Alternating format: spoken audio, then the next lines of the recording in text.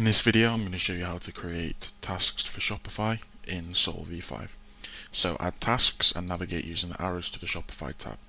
Here you can first see all of the sites that Sole supports for Shopify, along with custom site at the bottom where you can use it for any other Shopify site that isn't in this list, as long as it's plain Shopify.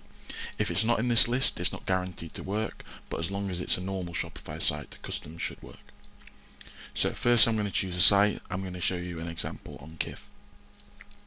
Under keywords and URL, you will enter the keywords separated by commas. So for example, if I was going for an off-white Presto, I may type off, white, Presto.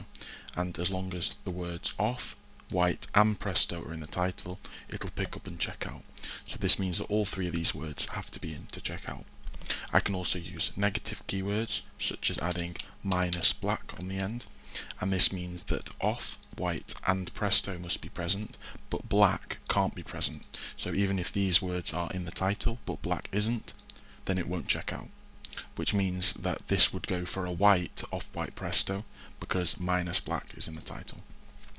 You can also use a direct link. Obviously on a lot of drops you wouldn't have the link beforehand, but if you've got an early link or have the URL because the product's been in stock before and you're running for restocks, you can simply paste the URL in here. If you know the URL, I would suggest using it as it's a lot faster. Under size, it's quite self-explanatory. You can choose a random size if you don't mind.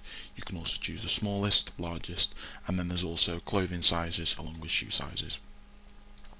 Price cap can be used if you are worried that you'll check out the wrong item. So for example, if I know that a Yeezy is going to be $220, I might set the price cap to just above this at $230, which means I can't pick out some other Yeezy items, for example, that are over this price cap. So it just helps to narrow down to make sure that your keywords pick up the correct products.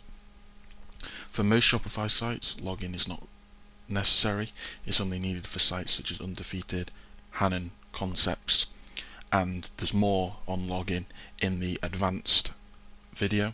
So if you've not checked that out yet, look at the advanced video in the playlist, as this will show you how you can store accounts and use them here for Shopify sites that need them. Here is the mode and options. These are new for SoleAIO V5. Under the mode, there's normal mode, which is normal automatic mode, where the bot will 100% automatically try and check out the item. With Shopify's recent bot protection increases, this might not work, which is why there are the options below to make you seem more like a manual user. I've also created another video in this playlist about the Discord checkout and extension checkout, and there's also a second video about generating checkout URLs, so I'm not going to go through these options in this video. This is just for the creation of Shopify tasks, so for now I'm going to leave this normal. Under options, there's none, so obviously if you're going for a normal checkout, you'll have the options as none. If, like on recent drops such as Yeezy Supply, there's a queue that you can't bypass, so if their bot protection is extremely high and you have to wait in the queue, you can click the force queue mode.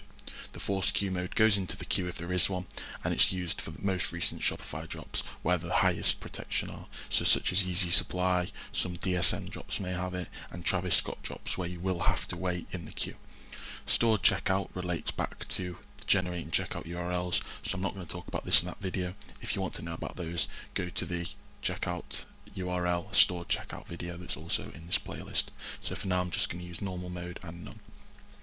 Proxy group is straightforward as well. If you haven't seen the proxies video yet and don't know how to use the proxy groups within SoleAIO V5, go and check that out. But you can create proxy groups. So for example on Shopify I want data center proxies, so I could create a data center proxy group, and then here I'm going to be choosing these to use for this task.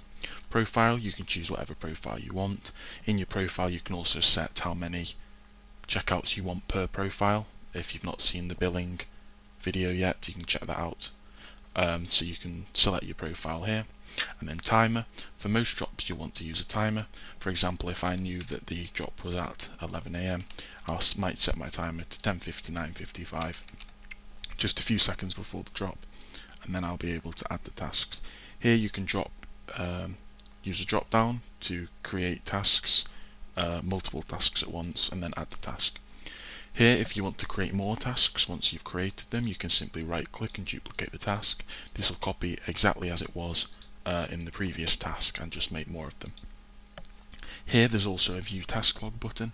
This is handy to keep in mind because if your task fails, you can view the task log and it will give more detailed information on why it failed. You can give this to the support staff and the devs in the Discord and they'll help you see where you went wrong, or it could be where the bot went wrong. You can also use the mass edit feature. Within Shopify, delays are quite an important aspect, so here you'll be able to change the delays on the fly just by mass editing them, hitting apply, and then even if the tasks were running, the delays have now changed. If you were using keywords and they didn't pick up the product, you can also mass edit and change them here, or change to the link. Once the product drops and you manage to grab the link, you can paste it in here. Remember as well, if you've set your timer for say 11 AM but the item drops early and you're still waiting on timer but the item's dropped, you can simply untick timer here and hit apply and it'll take all products off the timer.